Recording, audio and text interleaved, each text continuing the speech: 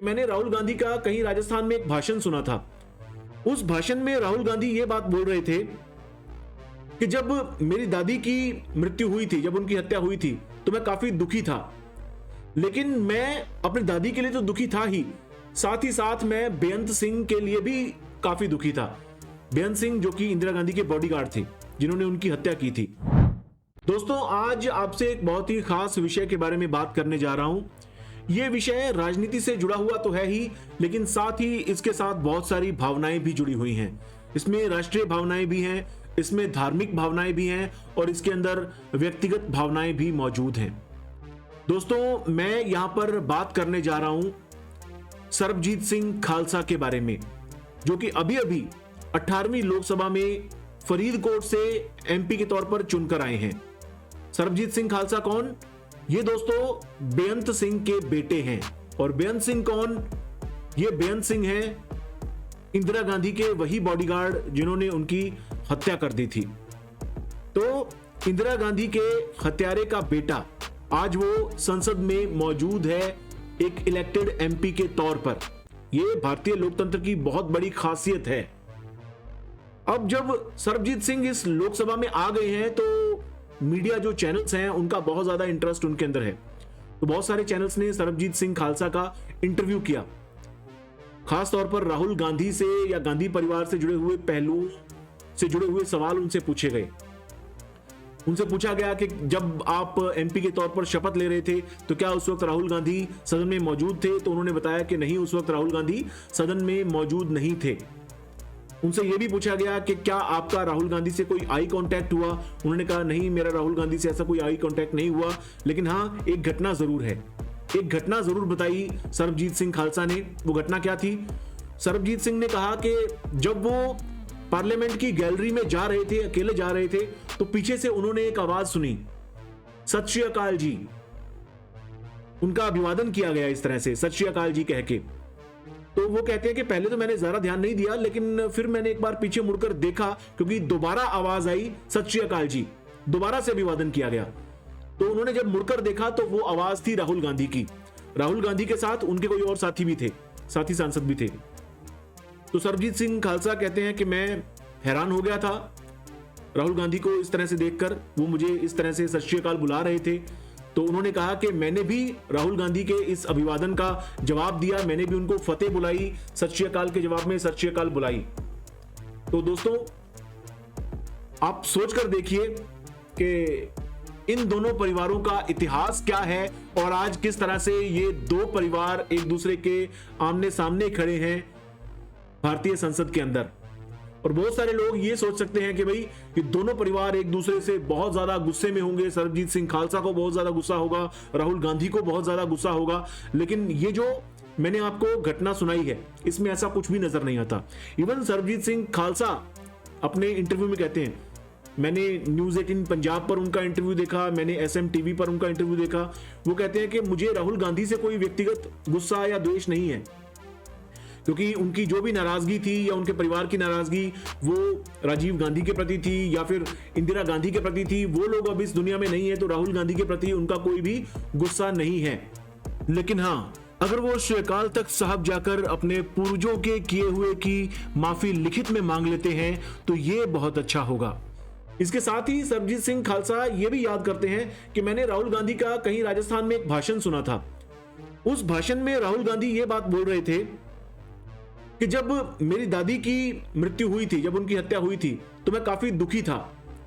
लेकिन मैं अपनी दादी के लिए तो दुखी था ही साथ मैं बेअंत सिंह के लिए भी काफी दुखी था। बेअंत सिंह जो कि इंदिरा गांधी के बॉडीगार्ड थे, जिन्होंने उनकी हत्या की थी। तो राहुल गांधी बेअंत सिंह के लिए भी काफी दुखी थे। यह बात सरबजीत सिंह खालसा ने अपने इंटरव्यू में कही है। राहुल गांधी कहते हैं कि बेअंत सिंह जो थे वो बचपन में राहुल गांधी को काफी प्यार करते थे, उनको खिलाते थे, जिस तरह से बच्चों को खिलाया जाता है, तो राहुल गांधी को खिलाते थे वो। तो उस समय तक ऐसा कुछ भी नहीं था। हाँ, चीजें बदली, ऑपरेशन ब्लू स्टार हुआ, उसके बाद बहुत सारी चीजें चेंज हुई और उसके बाद के आगे की जो घटनाएं हैं बहुत ही अनफॉर्चुनेट घटनाएं हैं दोस्तों। उनके बारे में अब क्या ही दोबारा बात की जाए, आप सब लोग जानते ही हैं। लेकिन इससे एक बात तो जाहिर होती है कि भाई सरबजीत सिंह खालसा, उन्होंने भी बहुत ऊंचे किरदार का प्रदर्शन किया। उन्होंने राहुल गांधी के बारे में ये अच्छी बातें बताई कि किस तरह से राहुल गांधी ने उनका अभिवादन किया और किस तरह से राहुल गांधी ने एक भाषण दिया था राजस्थान में, जहां पर उनके पिता बेअंत सिंह के बारे में भी ये बात कही कि मैं उनके बारे में भी दुखी था जब बेअंत सिंह की डेथ हुई थी। राहुल गांधी ने अपने भाषण में ये बात कही थी।